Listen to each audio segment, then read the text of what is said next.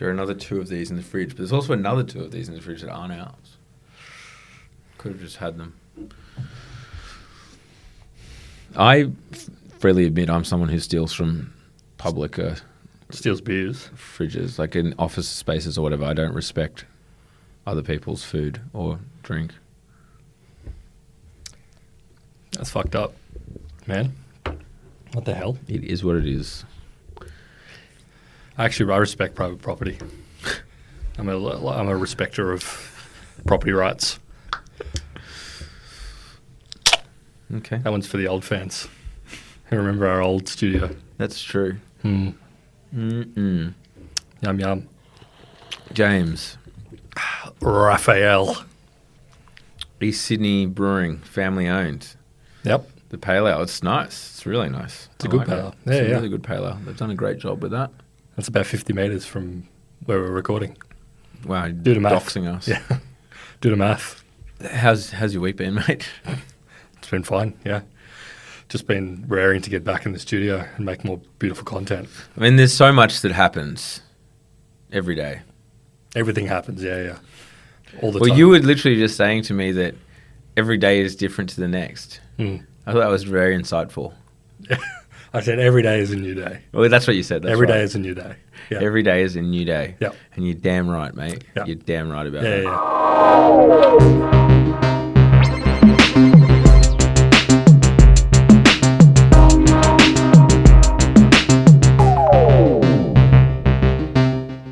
Q&A app. I love these episodes. Yeah, no, we haven't done one in a very long time, to our detriment, because they always pop off. People tend to like them a lot, and it's because we have such insightful listeners. Yeah. They always ask such interesting questions of us. The questions are spectacular. I don't know exactly the ones that you've curated, but having a look through some of the questions that were asked, they are good questions. Yep. When the meeting tree puts the call out, there are often some very good questions, but I'd say But- it's a 50-50 ratio, whereas with this, it's probably 90-10. Woe upon he who is in the 10 for down round. Yeah. And you'll know because your question hasn't been answered. That's not true. Some of them we're probably going to get to with full episodes on. That's right. Yeah, there's a few full episodes coming. So don't be too down if we haven't got to you, Yeah. because you may be the subject of an entire episode. Yeah, so in fact, you're in the 1%. Yep. You know, you're not in the, don't worry, you're not in the 10% shit ones. You could be in like the 10% of the best ones. Yep. Good call. And you just have to keep listening for the next several years in order to find out. Yeah, totally. It could be, who knows, 24 months, 4 years, 5 years. We've got a really long content runway at Down Round. Oh, yeah, the calendar is full. It is booked until 2027. We've got things to say. That's it. All right. Hit me. Without further ado, first question comes from Vince Rugari. What happens with Threads now? Will the people who are still on there develop enough brain damage quickly enough for their posts to be good? Or is it just another Google+? I think this is a good accountability question because for those who listened to our Threads episode a few weeks ago, 2 weeks ago, I was popping champagne corks. yeah, Raph was very bullish on Threads. I did say we'll see how this plays out. Yeah, you called it a W for Meta. I still think it's a W for Meta. Yeah. The thing I forgot to mention in the list of W's for Meta is also love their open source AI stuff. That's a big W. Anyway, as things have played out, so the most recent figures I saw, the big number was 100 million people signed up, making it the quickest to 100 million users ever. They're down to about 13 million daily active users from that peak. I know they're two different metrics, and I think there's kind of two ways of looking at this. One is, everyone's lost interest and didn't get what they wanted out of the app, which may be true. Two is 13% retention rate. That's not bad. That's not bad. It was 30 million a few days ago. If 30 million daily active users kind of plateaued, I'd actually say that was a win, like a 30% retention rate. Down to 13 mil, I think we'll probably know more literally in a month. I would say it's probably still a win. They're suffering from that huge amount of hype that happened in the first week, so that the chart now looks pretty bad. Alternatively, if you're Meta released a Twitter clone and a month in or whatever, they'd have 13 million daily active users. I think you'd say that's probably pretty good. But it doesn't have the features, right? The features aren't there. You're still going to get more engagement on Twitter for the most part. So And if you're a power user who's generating a lot of content, not having a desktop version or a web version seems to be... I personally don't use Twitter on my laptop. I don't have Twitter open during the day, but it seems like a lot of power users, i.e. the ones who are creating the content, do. You probably have Twitter just open, wouldn't you? Yeah, You 5 sicko. different. I do use it on the desktop, yeah. I just don't think it's really made a compelling case for why people should stay on there. I just had a look at it while you were talking, tuning out while you were saying. I'm sure it was great. I'm sure what you were going on about was really smart. But I was just scrolling my Threads feed. You're doing a vibe check. Just doing a quick vibe check to see what the go was. Most of the posts on there are kind of about Threads, which is not... Yeah, that's always terrible. That's not where you want to be. It's definitely like more of a graveyard. Because here's the thing. One is what we talked about the other week and what Vince was alluding to with his question, which is that the people, Instagram users that have been, onboarded onto Threads don't really know what to make of this platform. He expressed this in the not being brain damaged enough. And I think there's truth to that. These people don't know like the language of like that kind of text-based shit posting meme stuff. Yeah. The way you respond to things.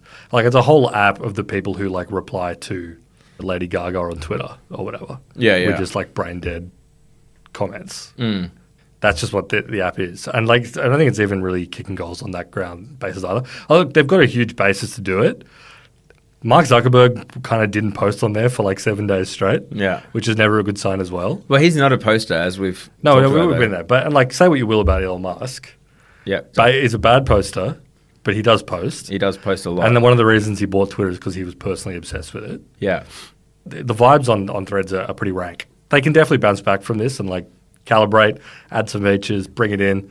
Here's the X factor though for Threads. This is the bull case for Threads is Elon Musk is not finished with Twitter yet.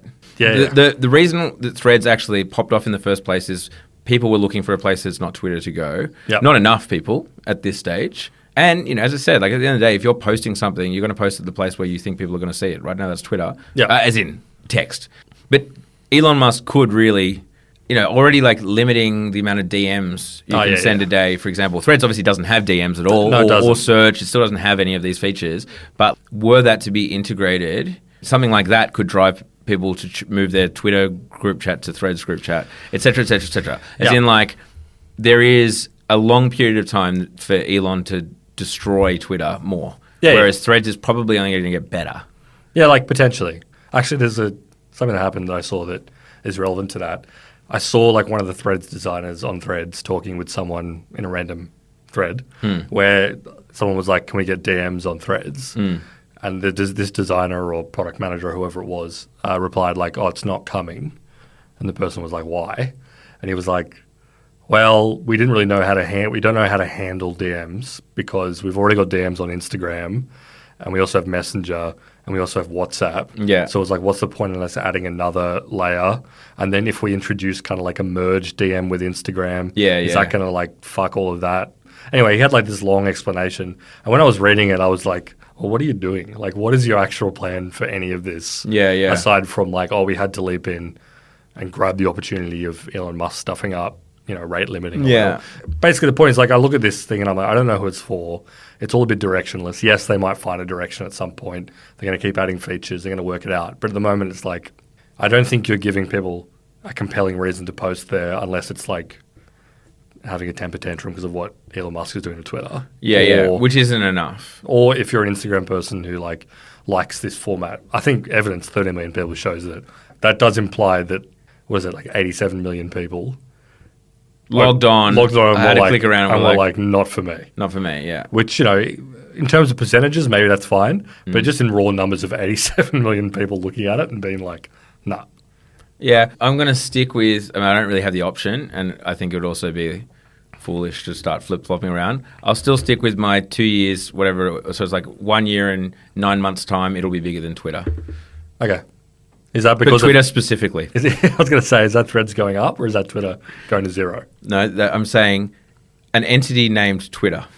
It'll be bigger than. Oh, okay, cool. All right. It's a yawning exit you've given yourself there. Cool. Second question from Tommy. Thoughts on the proposed measures to, quote, combat misinformation and disinformation particularly given its potential application to podcasts. And then in brackets, Dan Rand could never be accused of such behaviour. I agree, Toby. Everything we say is true. Even on things that we don't know anything about. Know anything about, and we're just sounding off. Yeah. We're directionally correct. Yes. Yeah. The vibe's right. Yeah, I think, this is getting into more like political sort of conversation rather than technological one, but I think most efforts to like fight disinformation and misinformation, quote unquote, are just like doomed and don't really work.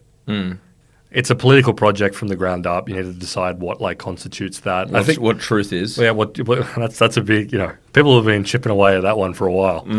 Obviously, this became a huge thing during COVID. That was like the big test for that kind of stuff. Like, what do you let people post about? Well, it definitely got into issues because there were things like they were stopping the misinformation / disinformation of people were saying the vaccine doesn't stop peer-to-peer transmission or whatever. And like they were like, that's disinformation, but like it's actually true. It's definitely aligned with like anti-vax and stuff. But it's like the vaccine doesn't stop people spreading it. You know what I mean? Like you're going to get us marked on Spotify. No, I know, right? Like, sorry, COVID's real. Stipulating like vaccine, it does work. All of that things like it makes us all. So I can't even joke now. This is the thing. You can't even. You can't bloody tell jokes anymore. I can't be ironic about this stuff. No. But you know what I mean? Things like that. The nuances. The reason I brought up COVID because it was like the biggest test of this kind of stuff. Yeah. And all it did was piss everyone off, make people more angry and more resentful of the government or whatever. Every time a government tries to set up like a disinformation bureau, quote unquote, I don't think this stuff is really going to work. And I think it was I think you know what?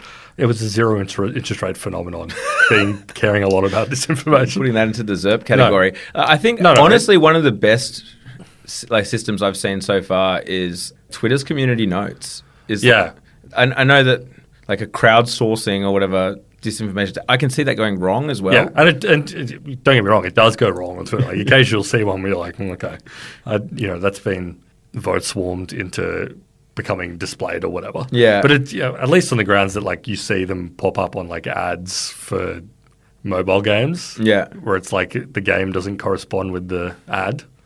Yeah, it's a tough one. Yeah, look, I'm generally, it's not that I'm like morally opposed to the idea of like cracking down on it in some capacity. I don't think it really works. And it just pisses people off and it's very hard to litigate or police or whatever. Well, yeah, and this is the thing, like Meta are asking the government to basically regulate them into what content should and shouldn't be allowed, they say. So they say the government like won't do that because it's a massive minefield. And the flip side is everyone is like kind of asking Meta, you should be, or whatever the social media platforms, like you should be cracking down on moderating hate speech and disinformation, misinformation, blah, blah, blah. I guess is what we're talking about now. I think I said this on a really early down round. Like my position is actually similar to Zuckerberg's in this, in that I actually don't think it should be up to Meta and Twitter, et cetera, to like draw the line on what should and shouldn't be published on their platform. I mean, they can, don't get me wrong, like they have every right to do that if they want, but like if you're talking about the biggest platforms for communication in the world being these private companies who they're the ones who make the decision on what can and can't be said, that feels a little weird to me. Yes, I think they should definitely have a responsibility to keep illegal stuff off their platforms, basically. That should basically be their job. If it's illegal, it gets kept off their platforms. So it is up to then the government or governments, or jurisdictions to make laws as to what is and isn't shown. And that's going to piss people off as well because, you can have countries saying you're not allowed to criticize the government, and then that's illegal. And then Facebook or whatever has to enforce that, and then people get pissed off because they're enforcing that in a different country, blah, blah, blah, blah. It's basically, moderation is a tough nut to crack.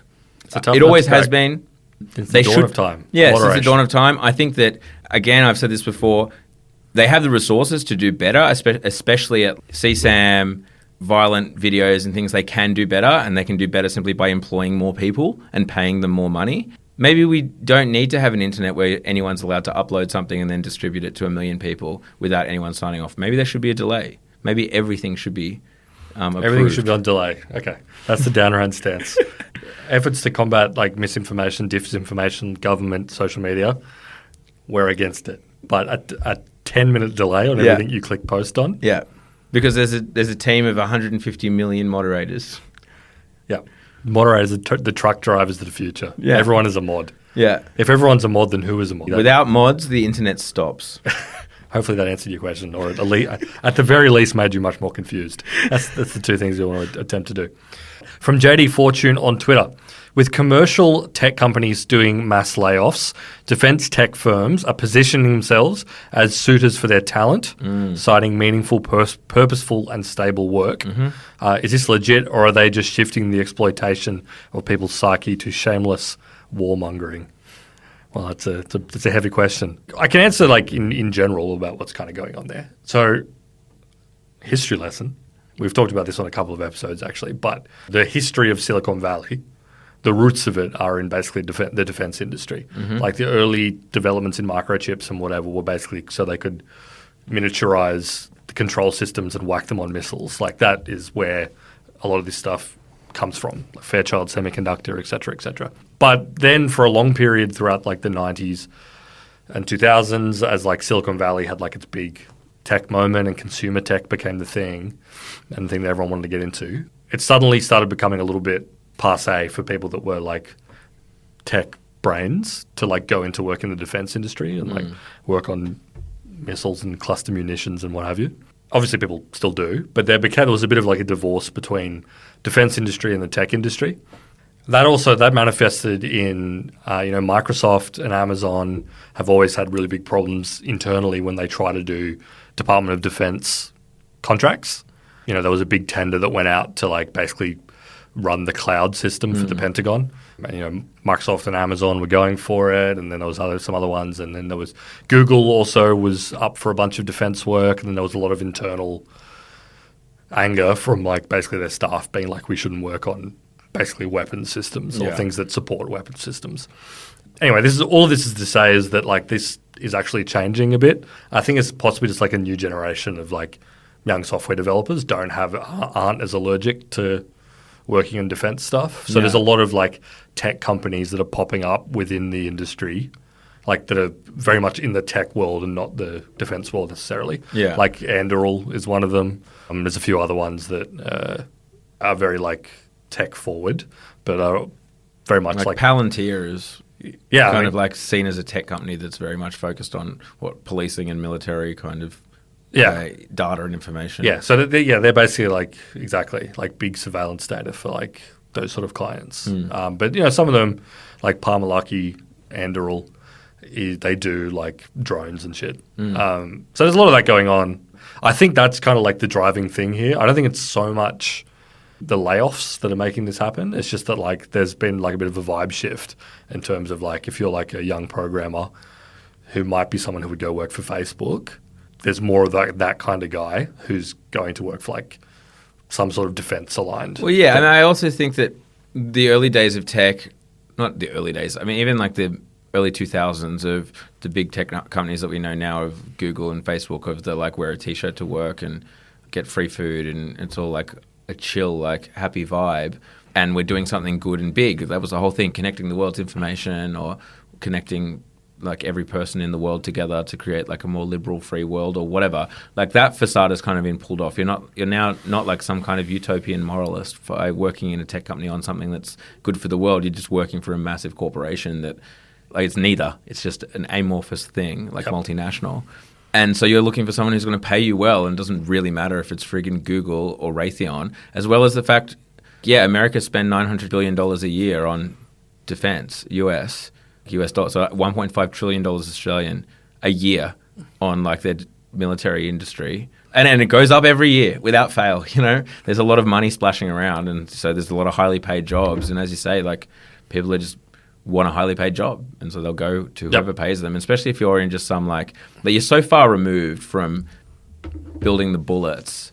You're working like you would at any other software company on like a minuscule part of some massive stack that does one particular function. I don't think people feel the morals or whatever. But you do seem to be right. There's like a shift. It would have been completely on the nose had me or any of my friends after uni gone to work for Lockheed Martin, but that does seem to have gone. But I agree. I don't think it's to do with layoffs. A little bit, yeah. I think it's just cash. Oh, Cash, baby. Cash, and you're not a hero for working at like a tech company anymore either. Yeah. There's also like this real shift, but in a lot of, again, talking about this new generation of people, Andreessen Horowitz, one of their funds that they put out is like the American Dynamism Fund, where it invests in like military, infrastructure, transport. The idea being that it's like there's this new trend of people that are like, I'm not working in software, I'm working on like real problems. How do we like do logistics on a massive scale? How do we do drone warfare? Like stuff that's like I'm having a real impact on the world and I'm not just like building shop fronts. Yeah. Put whatever moral quality you want on that. There's definitely a lot of people that sort of think that way, and I think that's where a lot of this comes from. There is no ethical consumption. Under capitalist, that's very true. Yeah. Except this. East Sydney Brewing, family owned since some date. Just to be clear, we don't actually get paid by East Sydney Brewers. No. We paid for these. No, exactly. Cool. This question's from Tim. If VR is a bust, what is the next big thing for gaming? Generative AI shit, etc.?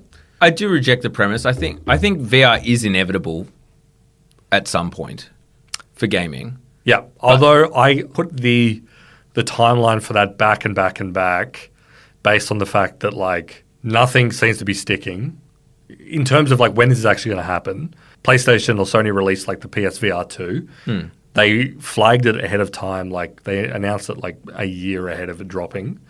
Got a lot of like big blockbuster games that they came out with it. This is obviously their second crack at doing VR. By all accounts, it's good. I haven't actually used one, but people like it. It has sold basically nothing, and already they're kind of like moving on and talking about other stuff. As we talked about, the Apple headset gaming is not emphasized there. Meta has like completely turns its public attention to AI and away from like the metaverse, at least for now. And there's rumors that Meta have cancelled the Quest Pro and the Quest Pro 2 have been canned. They're like expensive headset. So yeah, I totally agree that all of that is bearish on VR and VR for gaming. But like, again, 10 years. Yeah. I do think it's inevitable. Once people are more accustomed to the idea of using AR and VR and putting things on their head for more day-to-day activities, then like that's when it will work, and you can crouch somehow. Yeah. There's a lot of like social innovation and like development there that has to happen. Just hand tracking and all of that. Like you need to be able to control things better. It's completely abstracted to have something on your face that you're immersed in, and then hold something on your hand that you can't see in the virtual world. You're in two states at once. You're in the virtual environment, but then you have to somehow abstract away the fact that in your hand is like a friggin' PlayStation controller or joystick or whatever it is, and that's not in the game, so it doesn't work. Like it's still just a big screen wrapped around your head. There's a lot of technological stuff to get through. Every time they do a new release, I find myself thinking like, God, we're as far away from this actually being the default mode of how games are played. Than we were like 10 years ago or whatever. But yeah, as for the generative AI side of it, 100%. That stuff is coming down the pipeline. Yeah. And like, you know that the big gaming companies are looking at how they can integrate it. On the first level, just like not even really in-game, but a lot of the massive developers are like looking at how can we integrate basically something like ChatGPT or like a customized version of an LLM or something into like how we write games. Because, it's one thing to write a TV show or a movie, but when you're writing like, I don't know, a big role-playing game or something, there's a lot of dialogue that's got to get written of just like shopkeepers being like, "Good day, sir," when you walk past them and shit like that. Well, and so many side quests and all of these kind of things. So I know like Ubisoft is the French developer, one of the biggest video game companies in the world. They released some internal tool for their writers that's like helps them write that kind of stuff, like the hundreds of thousands of lines of dialogue that get put into any given big open world game or whatever. So there's that level of it, but then the other side of it is like how do they make it work in the sense of you have completely unique emergent stories that come out of your game. Like it's running an LLM within the game. Yeah. And you can, I don't know. NPCs will like develop kind of weird personalities, and they'll give you quests that are like emergent and develop that aren't written by someone but kind of just happen naturally via like AI. That stuff is probably coming pretty quickly. I mean, they definitely work on it. The only problem is that like there are two big concerns. One, how do you run that? Is there a way that you can run it that doesn't involve Pinging an API. Yeah, it's got to be locally run. It's got to be locally run at cell level, or at least so efficient with like whatever the next generation is that they can do it from a server. Not a problem. And the other side of it is like, how can you do that in a way that like maintains the identity of your game a little bit? If you were in playing, I don't know, the next Elder Scrolls like Skyrim game or whatever, and there was like a quest which developers of the game didn't write, like it came out of an AI, and it would just like completely did not align with like the rest of the game's tone. But, they would have to restrict it to like, I can see it initially being just certain NPCs, like the shopkeeper you're talking about, have just a wider variety of dialogue options rather than like actually changing the gameplay and stuff. You're able to kind of develop back and forths, and they remember what you've said and are able to respond to what you're wearing in a more kind of varied way, what have you, without it actually impacting the game. I feel like, and you know way more about this than I do, but my understanding also is that there's a bunch of work going on into so much work in a big open world computer game, or even not, is on like people developing just small details of like this massive environment from like trees and this, that, and the other.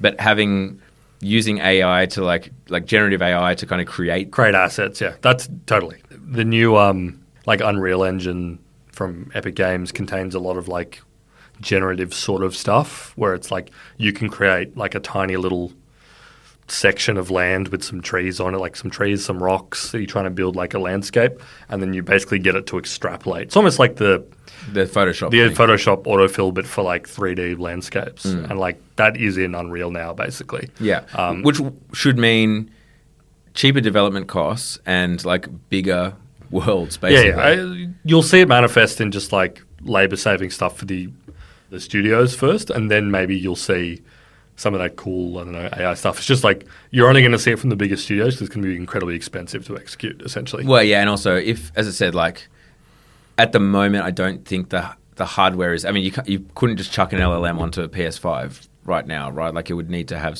you'd think some kind of like bespoke chip for running inference or whatever it is. Yeah. Or, as you say, like it's got to be connected to the internet at incredibly quick response time to do inference to some kind of server, which I don't even know. I guess that infrastructure might exist. Yeah, but potentially. I don't know. It's just like, but I imagine we'll see movement of this over the next few years. We'll see this far more than we will see VR. Yeah, totally. At least for the near future. Anyway, good question. This question is from Eleanor. How would the world be different if Nokia or Ericsson had cracked the good smartphone nut before Apple did? If they nutted before Apple? Yeah, exactly. If they nutted before Apple. I think that it was predestined to turn out the way that it did. Like there's no hinge point where Nokia is or Ericsson is what Apple is, because I think it became pretty clear that they're a telecommunications company operating in a telecommunications environment, and there was a very brief window where we wanted to take a phone and then make it portable.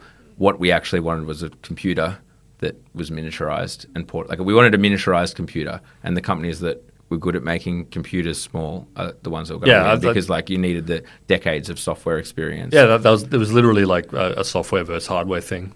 Nokia and Sony Ericsson and like Motorola, name whoever, these were like hardware companies. They could build telecommunications hardware. They were good at that. They were good at receiving signals. Yeah, they could miniaturize the technology to a certain degree. Like they had that hardware level, but at no point were any of these companies particularly good at software. And that was basically the magic little thing that made Apple work.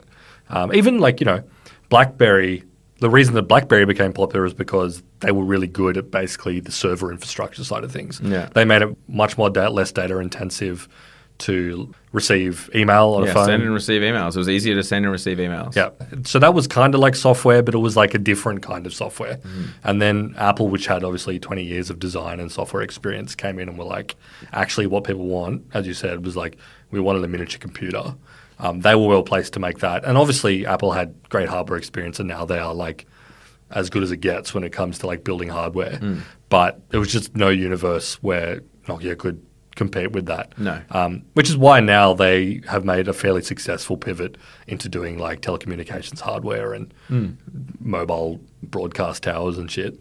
Yeah. Because like that was always what they were good at. Same as Sony Ericsson. They're the competitors to Huawei, and Yeah, totally. A good time to be a competitor to Huawei. So- but yeah, no, there's not. You needed the software, marrying the software and hardware, which The only requires thing decades. I think it says, I don't know, maybe we'd have physical keyboards longer than we did.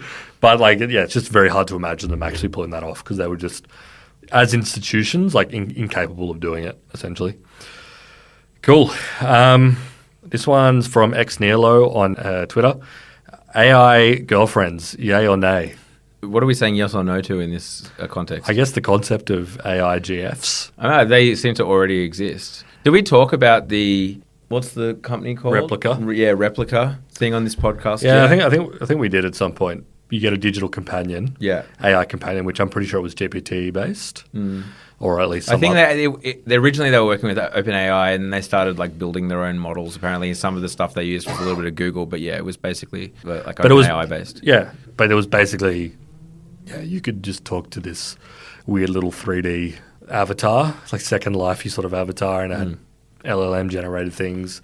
But the point is that people started using it to they would sext with their replica, and then they would develop deep emotional bonds with them, one-sided obviously.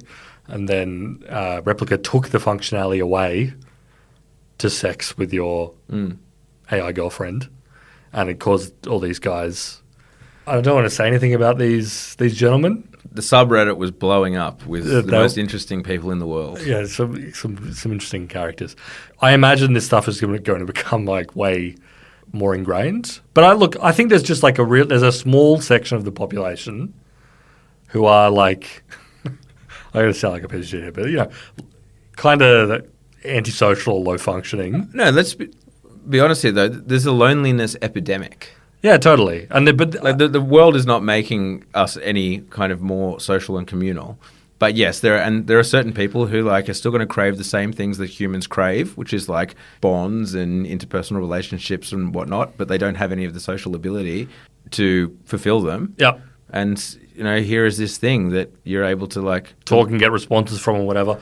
I don't know if there's going to be if the market is going to widen much beyond that core constituency, but as LLMs get better and better and the open source stuff takes off where companies can launch these bots that don't have the guardrails of something like OpenAI. And I'm not just talking about sex stuff, but any sort of weird emotional stuff that OpenAI is we want no part of that. Yeah.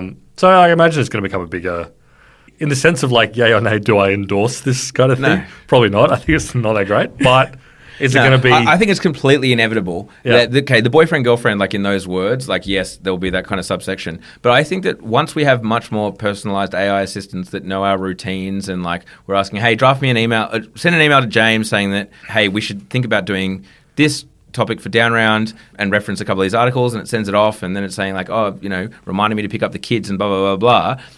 We're humans. Someone talking to us with words, we're going to start to anthropomorphize it. You know what I mean? Yeah. You're going to talk to it like a person, not like a computer. Yeah. So I think that's kind of inevitable. In WhatsApp right now, you can now WhatsApp yourself, and they're talking about putting AI in there, and so you'll basically have a personal assistant by WhatsApping yourself, blah, blah, blah, blah, blah. As we start talking to AI more, it's very hard as humans to not start to talk to them like a person and say thanks. It's hard not to say thanks when someone does something for you. So this weird shit will happen. That's your thesis? Is that our innate desire to say thank you to the bus driver? Yeah. Is going to that's drive good though. It That's is good, right? These are all good things. Saying thank you to the bus driver, but then saying thank you to the bot. Yeah, but I imagine this stuff's going to become far more ingrained. So I think yes, it's going to happen. Is it good? Of course not. Is anything we talk about good? Questionable, but we're always right. Question from Ruby. Can you speculate on the future of crypto? Had its day or primed for a comeback?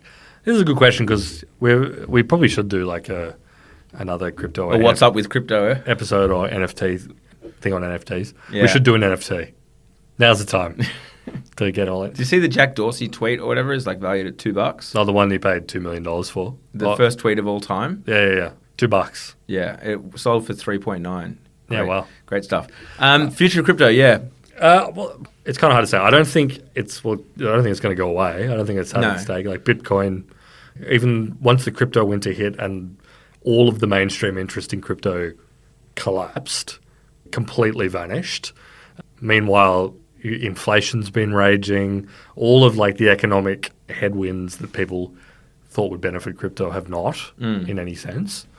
But, you know, if you look, the Bitcoin still pings around. People are still trading it, talking about it. Yeah, its price has held up relatively well given like the swath of like every negative thing that could happen to crypto kind of has with FTX imploding, blah, blah, blah. I know it's questionable the liquidity of Bitcoin, and like I'm sure there are definitely invested actors or whatever who, you know, have incentives to support that price, blah, blah, blah, blah. But regardless, Bitcoin itself's price has held up relatively well. So there does seem to be some, you know, lasting. Yeah, as you say, it's going to be around. It'll be around. Like, one thing I'm incredibly not bullish on is like any bit of like culture around crypto, the Web3 stuff, has just like been obliterated. It really does feel like, I know this is an overused term now, but like a fever dream, that period.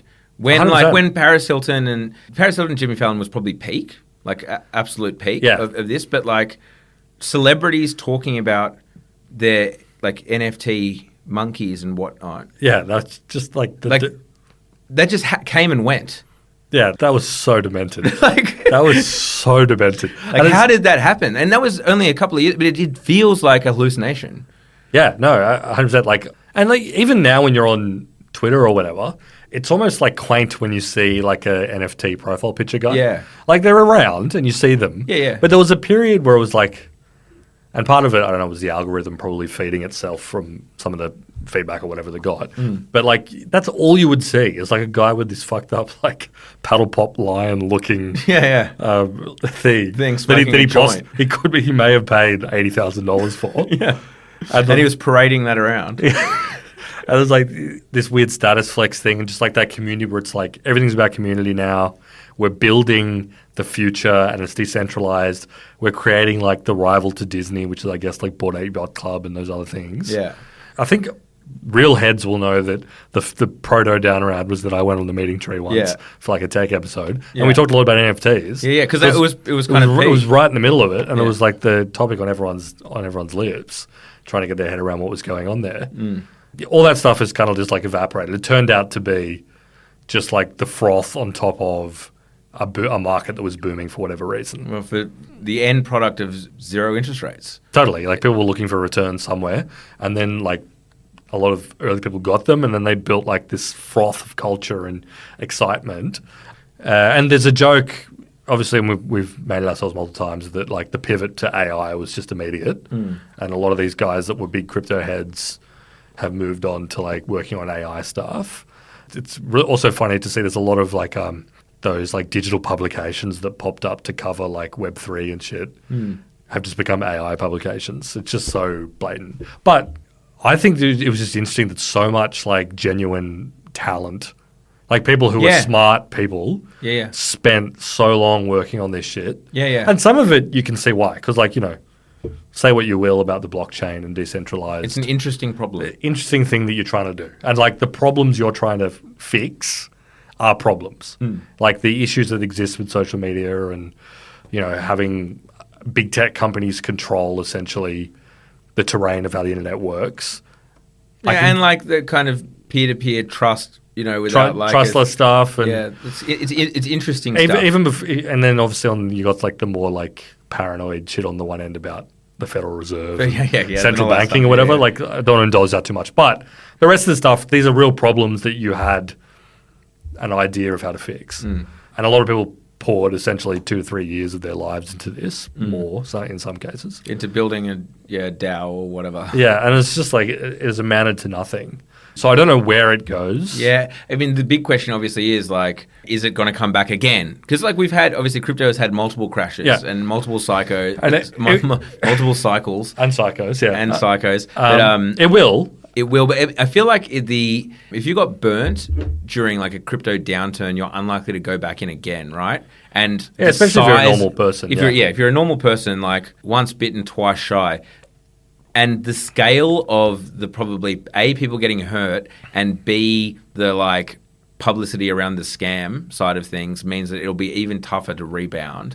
But stranger things have happened. Yeah, I think the thing that will bring it back for its next run will be the thing that Sam Altman is trying to get off the ground, like the WorldCoin thing. I don't know if it's specifically his WorldCoin project that will do it, but this whole idea about it's very hard to verify authenticity online now because of all the AI shit that exists. Yeah, yeah. It's really hard to like find that basically have a understandable, legible digital signature for stuff that was made by a human as opposed to not. Yeah.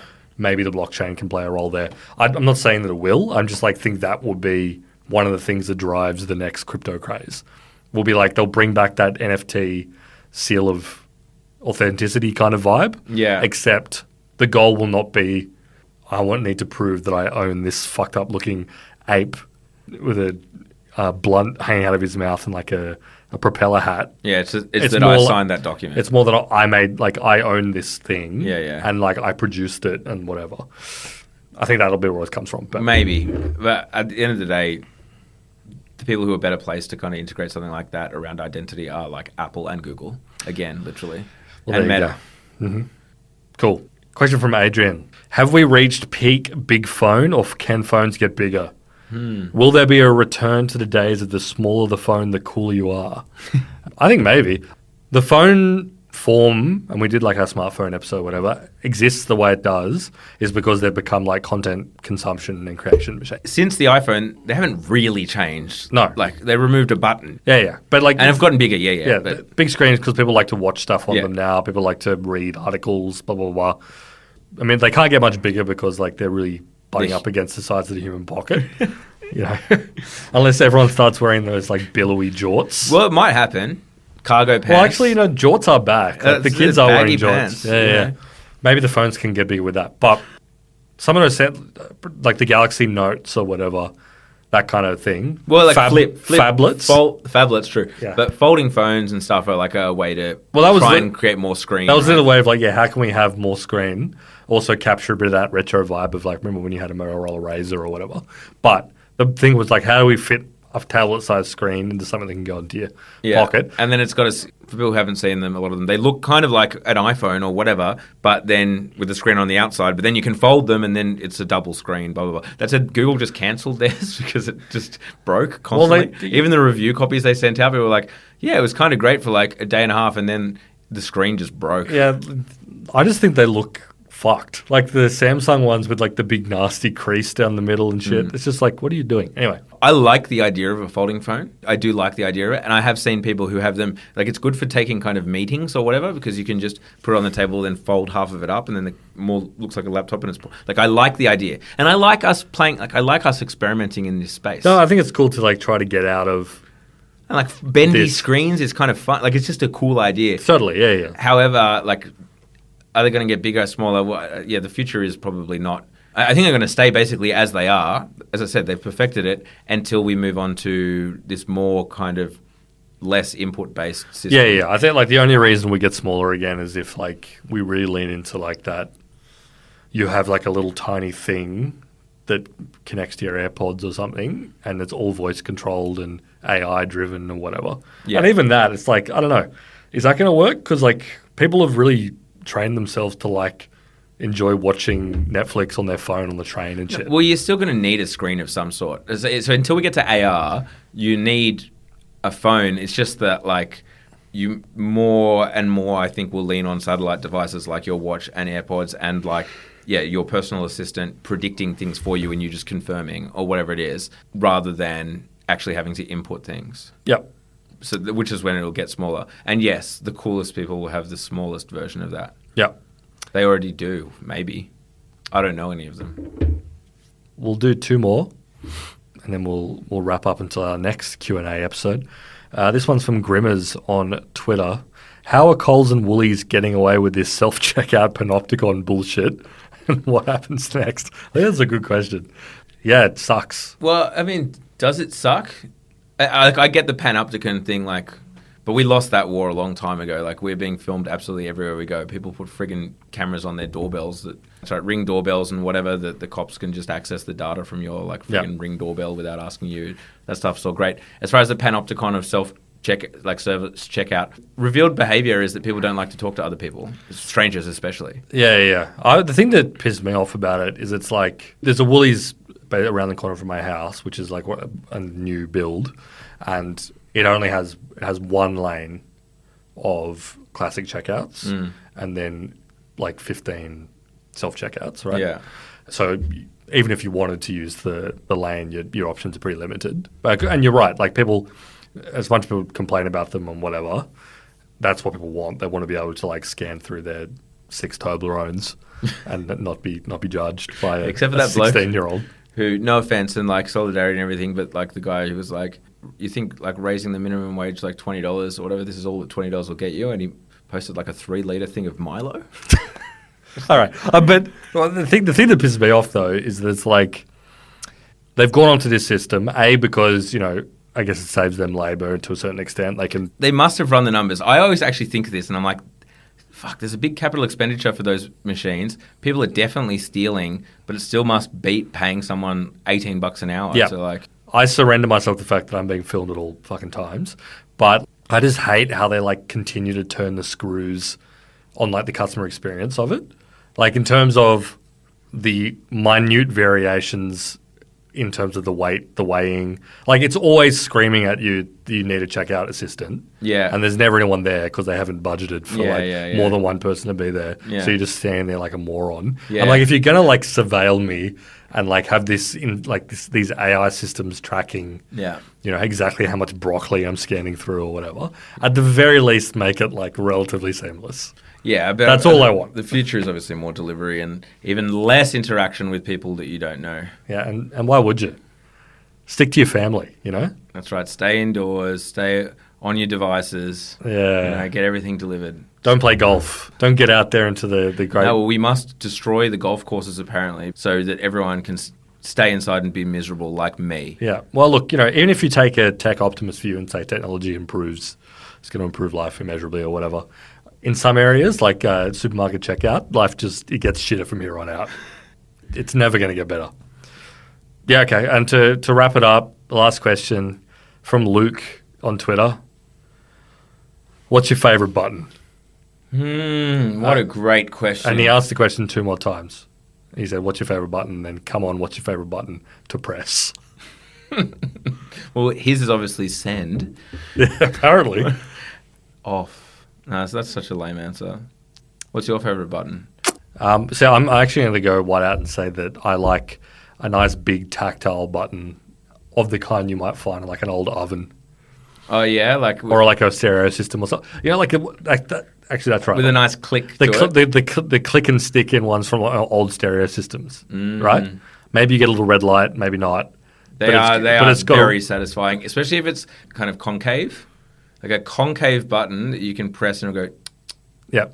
And kind of stick, but it's in further than when you originally pressed it, and a little red LED comes on, and then again, and it's off. It's out. Ooh, that's satisfying. Good. And you just know, 50 years from now, it'll have a very similar response. I'm anti putting touchscreens on shit that doesn't need it. Oh, definitely. That actually is something that I know we haven't done it. We haven't done it again for a while.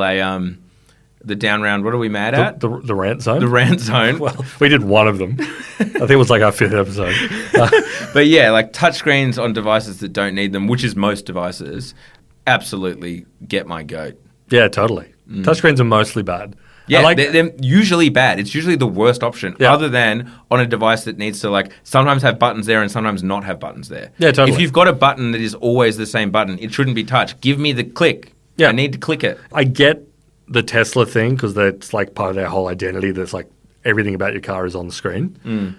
But in their effort to like clone Tesla, which is already like highly annoying, like the fact you have to go into a menu to do to turn up the aircon or whatever is insane. But like at least Tesla think about it in a relatively deep way. Whereas I feel like a lot of these car systems go touchscreen with like not that great software developers, and it's like what are we doing here? Yeah. Just give me a big meaty button on the side of the wheel. I want a knob. Yeah, I want a damn knob. Yeah, give me a knob. Give me a knob. Big knob. More knobs, buttons, switches. Well, I do have to say that is one thing that's quite delightful about the Apple Watch is, the little wheel, crown. The crown. You, like twisting more of that. Yeah. Let's have more just things that you can kind of twist and push. What's that? What do they call the The toy that kids have? The fidget spinner. No, not the fidget. Well, again, there was a reason the fidget spinner went so big and made a bunch of e-commerce, like 15-year-old e-commerce entrepreneurs very wealthy, is because people just love a little thing to flick and whiz about. Yeah. Just give us more of that. Yeah. Apple. Yeah, a little like a winch. I'd do that. Yeah, like a winch-based system. I like that. Imagine if you had to crank a winch to send a Slack message. Oh, yeah. How would that Something change? would be better.